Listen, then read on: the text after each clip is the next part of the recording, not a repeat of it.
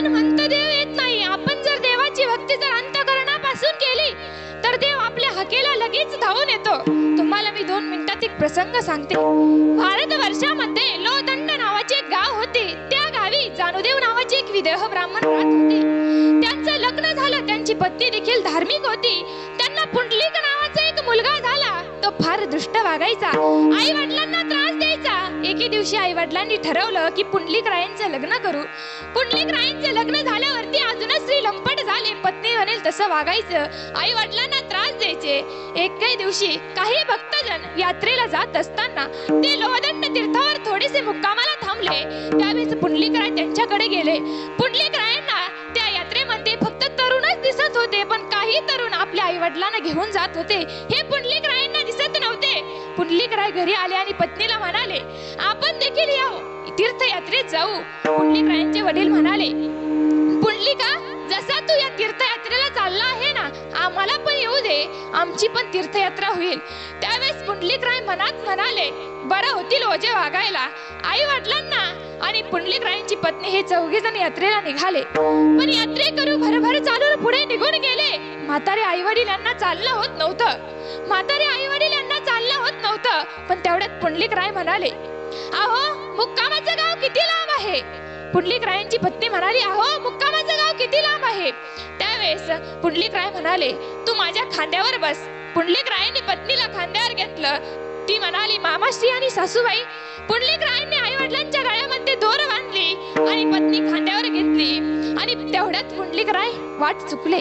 काशीस असलेल्या दक्षिण दिशेस कुकुट स्वामींच्या आश्रमाकडे गेले आणि तिथे स्वामींना विचारू लागले, स्वामी, काशीचा रस्ता ठाऊक आहे का? त्यावेळेस स्वामी म्हणाले, आम्ही साक्षात शिव पार्वतीची सेवा करतो, मला काशीचा रस्ता ठाऊक नाही. मग स्वामींना पुंडलिक रायांना पश्चाताप झाला. त्यांनी पुंडलिक रायांनी पत्नीला खांद्यावरून खाली उतरले आणि एका झाडाखाली बसले. रात्री आई झोपले, वडील झोपले, पुंडलिक रायांची पत्नी देखील झोपली, तरी सुद्धा पुंडलिक रायांना झोप लागेना. पुंडलिक रायांनी आई वडिलांचे पाय झोपत होते.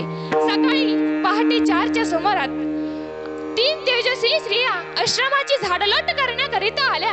त्यांनी झाडून वगैरे घेऊन, सडा वगैरे टाकून, रांगोळ वगैरे काढून अजूनच तेजस्वी होऊन निघाल्या. त्यावेळेस पुंडलिक राय आडवे झाले आणि त्यांना म्हणाले, आपण कोण आहोत? त्या म्हणाल्या, पुंडलिका, अगोदर तू बाजूला हो. तुझ्यासारखे पापी आमच्यात येतात आणि आम्ही त्या पापापासून मुक्त होण्यासाठी स्वामींची सेवा करतात आणि स्वामी साक्षात शिव पार्वती यांची सेवा करतात. तेव्हा त्या म्हणाल्या, आम्ही गंगा, यमुना, सरस्वती आहोत. त्या म्हणाल्या, पुंडलिक राय म्हणाले, मी देखील माझ्या आई वडिलांची सेवा करेल. त्यावेळेस पुंडलिक त्या म्हणाल्या, तुला एक ना एक दिवस भगवान परमात्मा देखील दर्शन देण्याकरिता येतील. तेव्हापासून पुंडलिक रायांनी आई वडिलांची खूप सेवा केली. आई वडिलांना जेवू घालणे, त्यांना झोपी घालणे, अशी सेवा केली. इकडे रुक्मिणी आई साहेब रुसून गेल्या होत्या. त्यांना शोधत भगवान परमात्मा निघाले. पण भगवंताला भक्ताची काळजी असतो, ते त्यांच्या हाकेला केव्हा देखील धावून येतो. पुंडलिक रायांना आई वडिलांची सेवा करत होते. भगवान परमात्मा पुंडलिक रायांच्या दारामध्ये आला. खूप सुगंध दरवळत होता. पुंडलिक रायांच्या दारासमोर गेल्याच्या नंतर पुंडलिक राय बाहेर आले आणि पुंडलिक रायांनी भगवान परमात्माला उभा राहण्यासाठी वीट फेकली आणि त्या विटेवरती भगवान परमात्मा उभा राहिला. 1 दिवस नाही, 2 दिवस नाही, तर भगवान परमात्मा कायमचा त्या विटेवरती उभा राहिलेला आहे. पुंडलिक रायांनी भगवंताचं दर्शन घेतलं आणि म्हणाले, पुंडलिका, काय पाहिजे ते माग, तुझ्या भक्तीवर प्रसन्न आहे.